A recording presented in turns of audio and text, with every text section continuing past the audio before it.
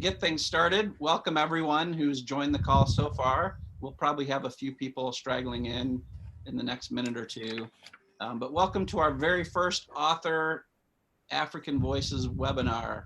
And this is going to be a great time today, this morning, with these two authors and then Hannah Rasmussen. A little bit, there we go. Next slide. I'm your host. My name is Steve Nelson, and I am the Empowering African Voices Campaign Director. And also, I have been on the board of Oasis for 12 years. That's me with my African sort of adopted family. This is the George family and the Demore family. They're all related. And a tragic car accident left them all orphaned. And a group of us work alongside them, and really I'm with them about every other day. So it's sort of my window into Africa. They're 6 years here in the United States. And I just went to Gideon, he's the one in the middle, his basketball game yesterday. So that was a lot of fun. Okay, today's speakers. Reverend Dr. Ray Motsi. He is the president of the Theological College of Zimbabwe. I first visited Zimbabwe. That was my first country ever visiting in Africa. And I bet the jacaranda trees are probably nearing their end of bloom now, right? They're ready now, right in the full bloom. It is all purple in Harare. If you've never been there, you have to go there just to see that. So Ray, I bet that's a real treat right now. And your book, The Divorce Dilemma, and you'll be talking about that. That's right. That's right. Definitely. Our next speaker is Buki Adekanye, and she's a certified Christian counselor, and she wrote Happily Whenever After, and she'll be sharing her story with us in just a moment. Yeah, it's nice to meet you all. Yeah, greetings. And our third speaker is Hannah Rasmussen. She's the acquisitions editor for Oasis International. Hello, Hannah. Hi. I'd like to start with a question, and this will get the ball rolling on the question and answer time. And I think, Ray, since that was a great segue into your book, can you tell us a little bit about your book and what inspired you to write it? And then, Buki, I'll ask you the same question right after Ray is done.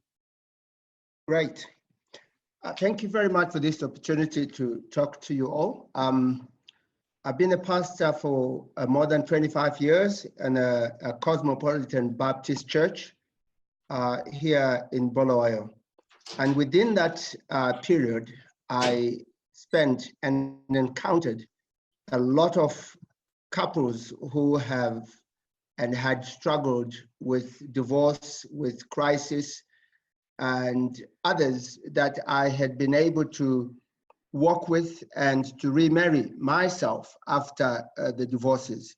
And so this has been something on my heart because there had not been any African resources, or as we call them in academia, Africana books on marriage. And so I felt it was important for us to clearly define what it is that we're talking about in terms of marriage. I also felt that it was critical that we needed to probably talk about this whole idea of divorce, but not looking at it from a church position, but from a biblical perspective in terms of what is the input of the Bible and what does that say to us in our situation. The reason being that we have had a situation where the church has been divided into two, where one group said divorce is not allowed, full stop, and the other group said, well, it doesn't really matter. People can have divorce. But we didn't believe that that was biblical. And therefore, I felt I needed to do something. I needed to plug that gap. And that's how I came to really think seriously about this whole idea. And I began to realize from scripture that there is need for us to do a thorough inspection of scriptural passages that talk about divorce in terms of its general and holistic revelation of what the Bible says about it. But more importantly, we needed to be able to inform the church, equip the church, advise the church in how they can capably handle this whole issue of divorce, because the situation in most of our churches is very unhealthy, if not warped, in terms of the approach, in terms of the way people deal with divorce, the stigma, the kind of trauma that people are going through, and the lack of training and ability, technical know-how, particularly amongst the pastors, to handle scripture properly and to be able to help others. These are the many reasons that forced me as a pastor to want to do something that we can put in the hands of people, particularly Christians, church leaders, and those that might be in need, particularly also those that are in theological training. Those were the very reasons why I was passionate about doing this. Thank you, Ray. That was great. And maybe just a quick segue, Bookie, asking you the same question. What inspired you to write your book? Okay, so basically, this is my own story as a mature single lady living in an African society. In Africa, a woman's self-esteem, a woman's identity is tied to marriage. And so when you get to a certain age, everybody expects you to get married. And if you're not married, then it is such a big deal. And so the single lady who is 30 years and above and still not married is, has a whole lot to contend with. You have issues of self-esteem, you have issues of stigmatization, and a lot of people in that position end up being depressed, cannot, they put their whole life on hold and are just waiting for a man to come rescue them. So, to save them from the shame. They are seen as the rejects of the society. They are seen as people who really, even to your family, you certainly cannot go to certain circles any longer. You don't want to be around people who keep asking you those prodding questions. A lot of people come up with their own theory about how you're cursed, you're jinxed, there's something going on. And so a lot of women end up losing their self-esteem. A lot of women are going to depression, become suicidal, and sometimes are just desperate, to get married at all costs. And they end up, some in abusive marriages, some just totally lose the essence of who they are simply because they are not in a marriage. And so for me, it was telling my own story, journaling my own journey and experience as a mature single lady living in Africa, all the challenges I've had to face and how day after day I'm learning to find purpose in who God has called me to be, and learning that you can be single and still live your best life, and that society does not have to define who you are. People don't have to tell you, something is wrong with you. And even if they do, you have to be able to handle that pressure. And I realized that a lot of the time, there are two kinds of pressure mature single ladies are faced with. It's internal pressures, when they're all just so emotional and all of that.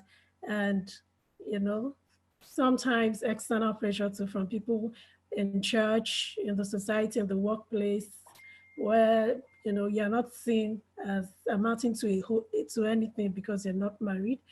And I realized that if you begin to find the essence of who you are, according to what God says and not what society says about you, and you're able to manage the internal pressure, then it's a whole lot easier to stand up to whatever it is that is coming from the outside.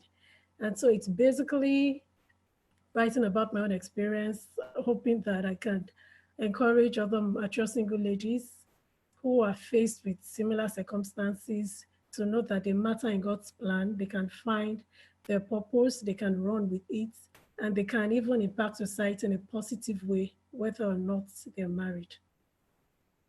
Thank you. And, you know, I've encountered, I feel like I've made a mistake with several young women when I first encountered this issue in Africa. And it seems also among the men to be a real pressure that so many expectations around marriage. And thank you for sharing that.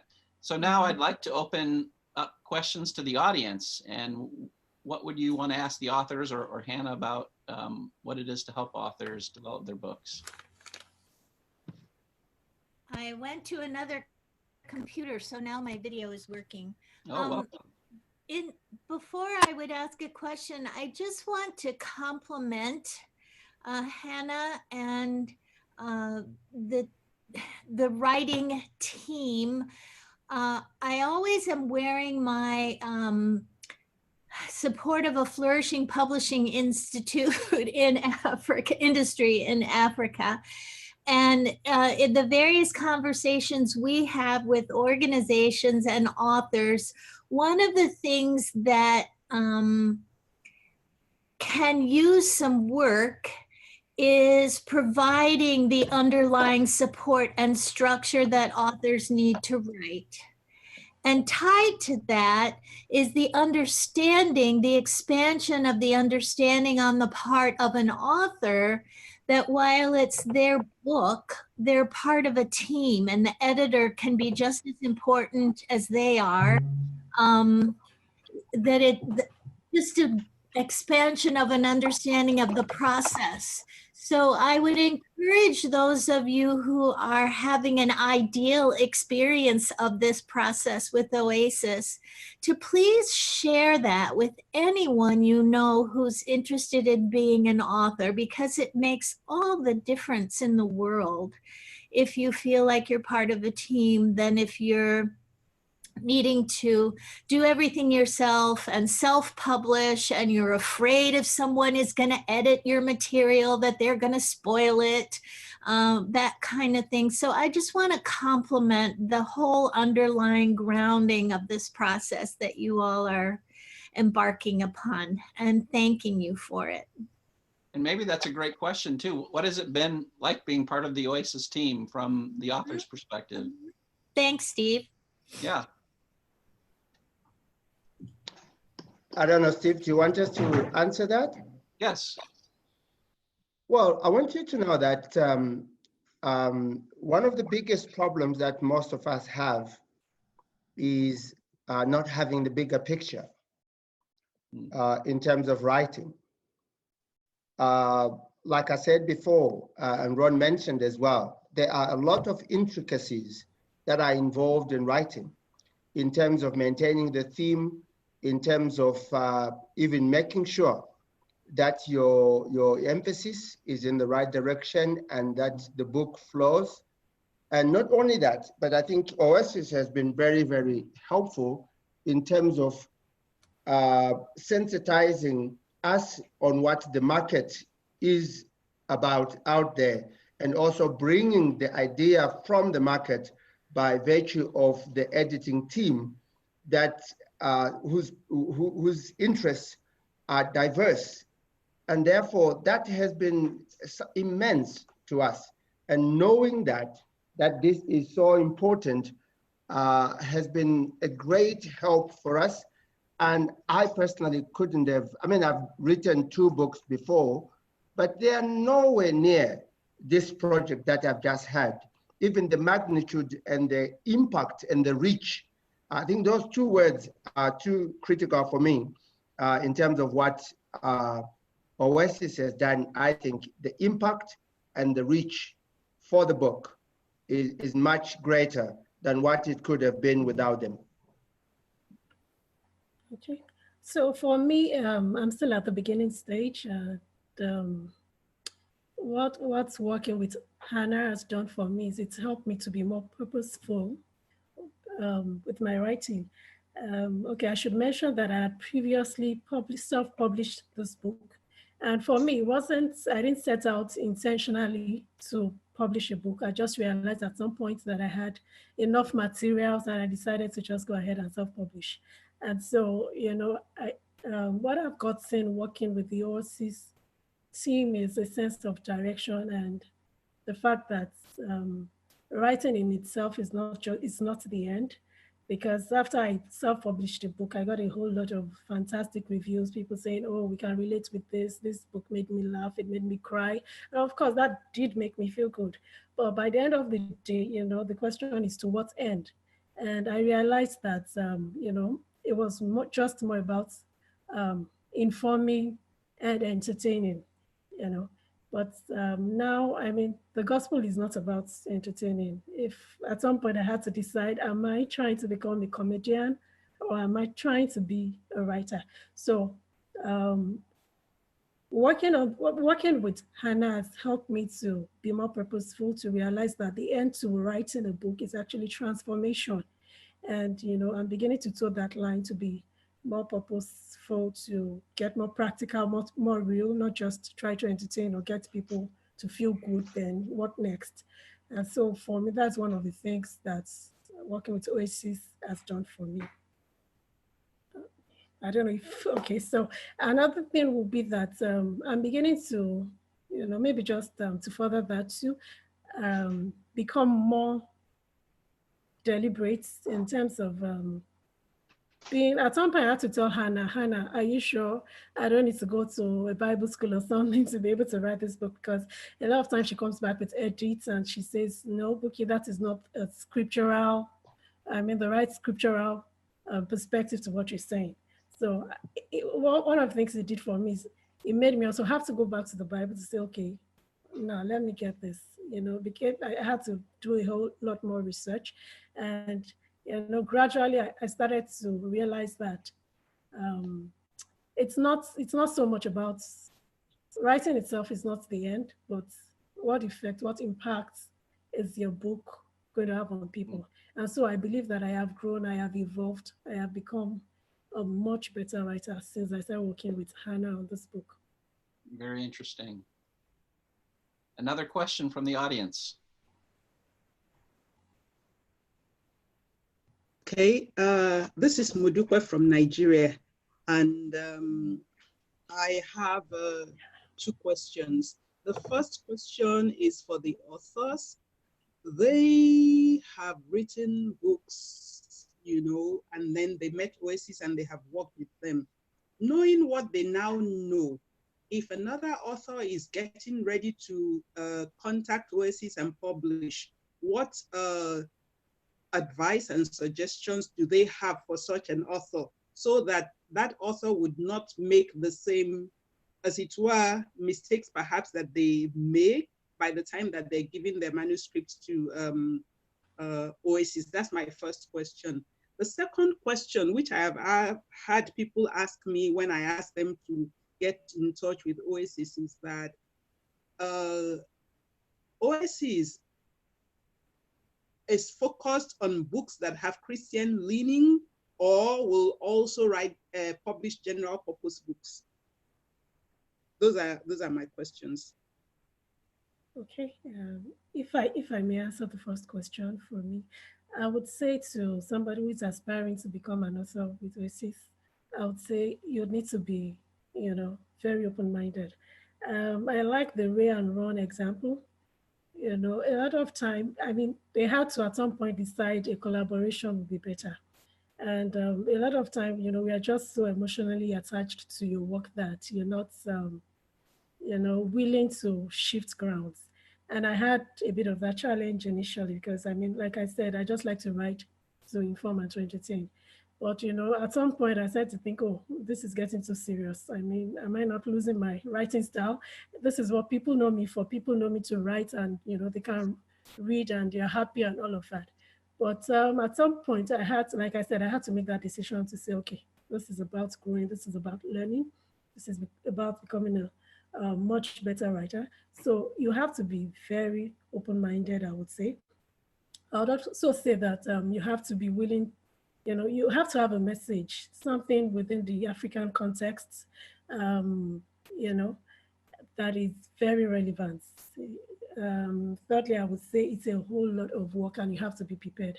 when I started off, I had a ready book, as it were. And so I thought it's just going to be a little bit of editing here and there and we'll be ready to go. But I assure you, I'm having to rewrite the book all over again. I did not bargain for that. And, I was warned, I should say, but I just did not envisage the extent of work I would have to do. So it's a whole lot of work. It's a whole lot of learning. You have to be open-minded and be sure you're really ready to do the work. Okay, so let me jump in. So for me, if you are an aspiring author and you want to write, there are a number of things. Obviously, you need to have a very clear theme, idea, picture of what you want to do, so that when you share with Oasis, you are sharing your vision.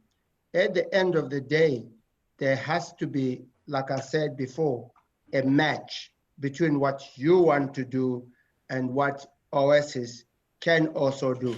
They are not there to push you around in order to force you to do what they want.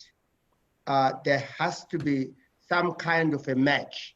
So it is critical that you have a very clear position and objective of what you want to achieve.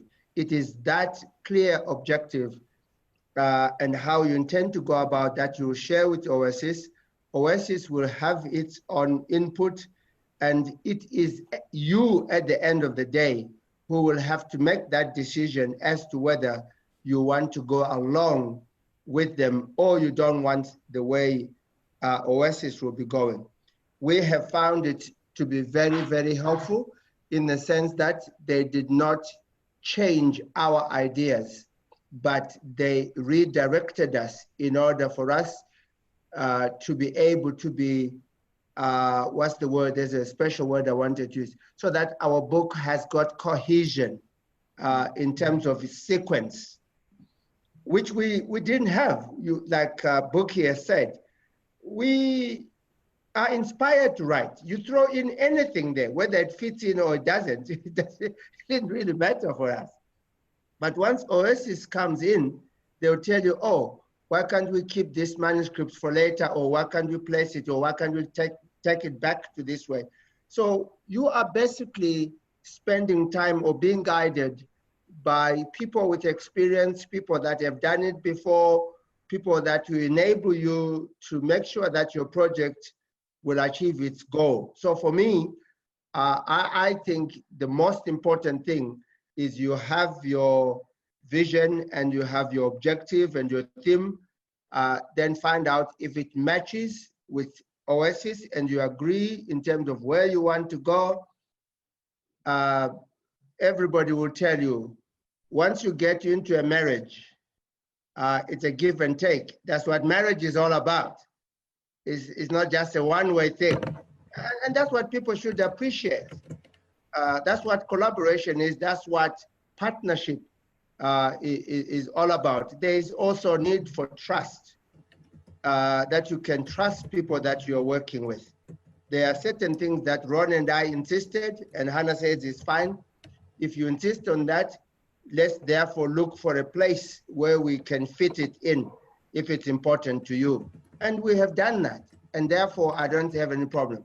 Now, the aspect about whether Oasis can take, the question whether the Oasis can take a non-Christian material, I think that can best be answered by Oasis people themselves.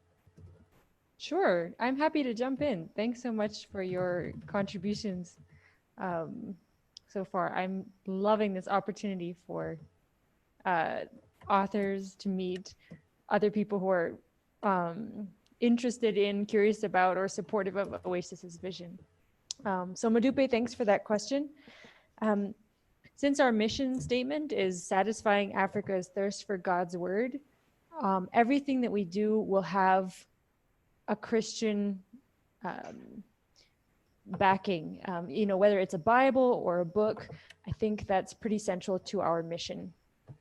I also see a couple of questions here from Winfred, and I'm really excited that you were able to join the call as well in the chat window. He's asking, what is the time frame for publishing a book with Oasis? And he's also asking, what distribution channels does Oasis provide, physical and electronic distribution? So I think we're going to discuss this a little bit more later on, but we usually take about 5 months to evaluate a manuscript, about 7 months to develop the concept with the author, and about a year or more, depending on the book itself, to write the manuscript, edit it, and get it into the final product. So it's an intensive process, but that's partially because we actually take people who just have an idea, and a lot of publishers don't take a look until you have the whole thing already written. Some people do come with a whole book already written, like Bookie, for example, but other people just have an idea, and we work with them on the outline. We work with them from scratch. So that's partially why it's a little bit longer than some other people. And we're also just getting started with expanding our editorial department. So we do believe that will be reduced in future. And your question about distribution channels. Oasis is a Pan-African publisher, so we look for authors from throughout the continent, and we distribute throughout the continent and globally. We have electronic distribution, so that's ebooks. You can find our books on Kindle. We just released a couple. We also distribute physical books. In the US, you can buy it on Amazon or other places like that, and other places in the world that have access to such a resource. And in Africa, we have bookstore partners in different countries. Primarily in Anglophone countries such as Nigeria, Ghana, South Africa, Kenya, and continuing to expand our partnerships going forward. So we're excited to look into more opportunities as we develop. And of course, people can always access the ebook in either of those places. It's really important for us that we have global distribution of these books as well as Pan-African distribution, because we believe that the rest of the world, the global church, has something that they can learn from Africans, and they need to have the opportunity to contribute, as well as being able to give very relevant contextual content that will meet the needs of other people in countries somewhat similar to theirs in the issues they're facing. Great. I see just a couple more questions on the People are using the chat box. Thank you. chat window that Winfred asked as follow-up about the financial implications of publishing with Oasis. Royalty percentage is kind of a standard traditional publisher, what they would offer, which is usually around 10%. Depends on maybe the project. If it's a co-author, it might be a little different, things like that. And there is no upfront fee for publishing with Oasis, which is something very different from a lot of what you can find, at least on the continent. Most people kind of do a self-publishing model where you come with the cash and they kind of do the services for you. But because we have the luxury of being supported by generous donors, we're able to follow a more traditional publishing model where, like most publishers do in the West, if you are selected by their rigorous selection criteria, they will give you all those editorial services with the expectation that you'll make enough sales to cover those costs. So we're very focused on empowering African voices by giving this kind of editorial support that you would find at a traditional publisher in another place, and it just doesn't seem to be available on the same level in Africa. And we think that everyone deserves the dignity of professional editorial services so that their contribution to the conversation can really be taken seriously for what it is. Great. Thank you, Hannah. Do we have another audience question? Oh, it looks like Yes. BJ is asking. Yes. Sorry, I just see one more in the chat window. asking, I guess Oasis is a Christian-based organization and NGO. Yeah, we are a Christian publisher. We're a nonprofit organization. So we have a mission that we follow. We have people who support that mission. And our mission is to satisfy Africa's thirst for God's word. So we focus on Christian books and Bibles that are for and from Africa, as well as speaking to the world from an African perspective. Great. I think there was a question coming. Yes, it's me. Can you hear me? Yes, go ahead and ask your question. Oh, okay. It's Ulifile from South Africa. It's great to see Ray. I've met him a couple of years ago at a Christian Educators Conference in Zimbabwe. My question is really about the content of the book they have just published in terms of what was the research question? It sounds like a very complex topic that they've written about. Yeah, I want to know what the research question was around this complex issue of divorce within the Christian context. Thank you. I can see you approaching it from an academic point of view, which I'm very glad to respond to. So the research question was, how is the church responding and dealing with issues of divorce in Africa, taking into consideration that the percentages of divorce is increasing in Africa, even particularly more so in the church? Is the church ready to deal with that in a biblical way? That is the main issue for us. Sure, interesting. I look forward to reading the book, so it's exciting. Thank you. Sure. Maybe one more question. I had the privilege of previewing the book, and I can assure you that, you know, it answered some questions that the church has shied away from for a very long time. Does someone have a final question for probably the authors?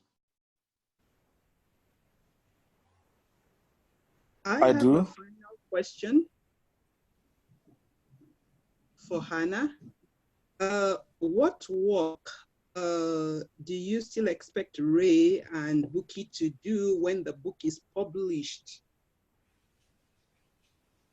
for promoting the book? Sure, that's a great question. It's something that we're doing some pilot testing of different marketing techniques for different parts of the continent, as I believe you are aware. So one thing that we're really hoping authors can do is to schedule speaking engagements that talk about their books, especially these two books are so relevant and lend themselves to that kind of interaction. And then we're also looking forward to authors engaging on social media, you know, talking about what they have done and maybe interacting with their readers more virtually. We ask all of our authors to write a small devotional Bible study guide that we put on the YouVersion Bible app, which has seen many subscribers. We've had over 6,000 subscribers to some of our plans. So that's a really great way to give people a free blessing based on the research people have done, and maybe people will be interested in reading the full book. There's just a few examples. There are more. We kind of want to develop a comprehensive marketing plan with the authors once the book is launched, about ways they can use their networks and strengths uniquely for each book. So it's something we're testing out, and we'll be in touch more with each of you very soon, our authors. Yeah, and I think someone had one final question. Maybe we'll do a bonus round question.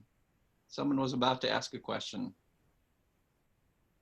I wanted to know, in terms of the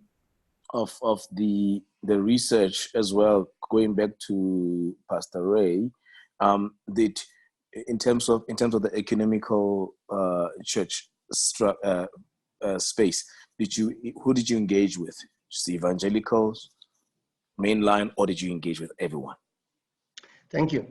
Thank you very much, Early. I remember you, and the fact that you're calling me Pastor Ray, means you know me. It means you know me very well, so I appreciate that very much. Amen. Okay, so yes, I have, we have engaged the church at large. But obviously our approach is a biblical-based approach. We're not just coming from the community. We are coming from the church, as it were, and there's a chapter which specifically seeks to do some kind of hermeneutics and interpretation of key scriptures concerning divorce, even though at the end it gives a general idea of all and sundry in the church could actually be able to be helped with and to do with the book. So we cannot deny who we are, some of us, in terms of our biblical understanding and our biblical base, and we have used that base as the foundation of our understanding of what the Bible is saying. Thank you. Well, this has been really terrific. And Bucky, I hearing that you have funny stories to tell about your topic, do you have one off the top of your head you could share as a way of kind of closing the time out, or any final thoughts on? And I love the title of your book as well, Happily Whenever After. I think you need to unmute your phone. Can anyone? Sorry about that. Yes. Yeah, the title is Happily Whenever After, and it's just a twist on, happily ever after, to say that, well, you might not know exactly when marriage is going to happen, but you can still live happily while you wait for it to happen. About one of the funny stories, so maybe I'll just share the one that is Hannah's favorite. It's not my original anyway. It's okay, so there's this single lady who just got so tired of being hounded every time she was at the family events, and with aunties and relatives asking, or rather saying, oh, you're next, you're next. The title of the joke is You're Next. Mm-hmm. And so, she decided to do something to get back at them. And every time they were at a funeral, somebody died and it was the burial, and she goes up to all the same set of relatives who've been hounding her, that she was next, and tell them, oh, you're next, you're next, and that was it. That just solved the situation, because mm-hmm. I think people started to put it in perspective, like, oh, really, who wants to die? So I think that's Anna's favorites, and it's just, that really talks to finding your coping mechanism, because you would always be hounded by friends, relatives, strangers, mm-hmm. who keep asking you, when are you getting married? They have a subtle way of asking in Nigeria. They say, when are we coming to eat rice? And to be honest, rice is, one of our staple. Everybody eats rice every day. So why do you have to wait for my own wedding to eat rice? So that's a way of, it just addresses, okay, so when you find yourself in a situation where everybody is asking you every day, when are you getting married? How do you address that? And of course, you really don't have to go around telling people they are going to die next, but you still also have to be able to come up with your own coping mechanism. Wow. Yeah, and there's been a lot of analogies about how Oasis is working with authors as a marriage, and now we have the funeral analogy, and hopefully we'll give birth to some great books. And yeah, thank you so much. Steve, I just see a question here from Shehu. Would you mind if I jump in? Sure, and maybe wrap things up a little bit. I wanted to say to Steve, we are Africans. We always speak in imageries. Yeah. Yeah, terrific. And I think that's why the books are going to be so interesting. So I'm looking forward to reading them. I love that story that Bookie shared. I know it's, I don't think it's a real story, but I just laughed out loud when I read it. And I called the guy in the office upstairs to come read it. And it's just so real, the pressure that people face. And yeah. So I see Shehu's question here, asking whether Oasis as a Pan-African publishing outfit will one day locate its head office in Africa. Mm. And excuse me, Hannah. yes. I've got a bit of an emergency now. Is there, Steve, can I leave? Yes, thank you, Ray. Thank you for joining us. Thank you so much. It's been such a Hannah, privilege Oli, to have you on the Bookie, call. Hi, Ray. Bye-bye. Yeah. Thank you very much. So It's been meeting great. you. Yeah. Bye. So to Shehu's question, we want to move toward more African-centric as an organization.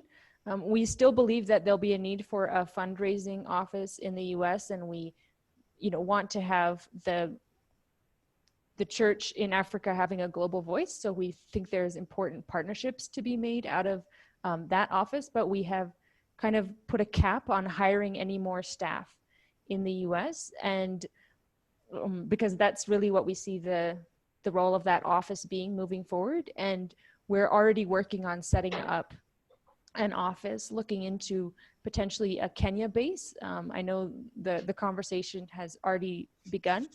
And even this next month, we are hiring our third staff to be based in Kenya. We also have a sales and marketing person in a few other countries on a more contract basis. And we have other editors and partners that we are hiring for different projects. We continue to expand our especially we want our editorial and our publishing operations to move to the continent itself so we can be relevant to the questions on the ground. It just makes a lot of sense logistically, and it fits with our mission as well. So thanks so much for that question. Yep. And I just so love having Bookie and Ray be able to join all of you. Thanks for interacting, for believing in Oasis mission. I get to see these people and work with them every day, and it's just such a privilege to be able to share their amazing content as well as just who they are with other people. So yeah, this has been terrific, and thank you to our speakers today, Hannah, Bookie, and Ray. And yeah, we'll end it here. I think this is a great ending point, and hopefully we'll be doing these more in the future. So look for emails inviting you to your next African author webinar. So thank you. And you're free to go now, and we appreciate you for joining our time here together. Yeah. Thank you, Steve, for hosting us.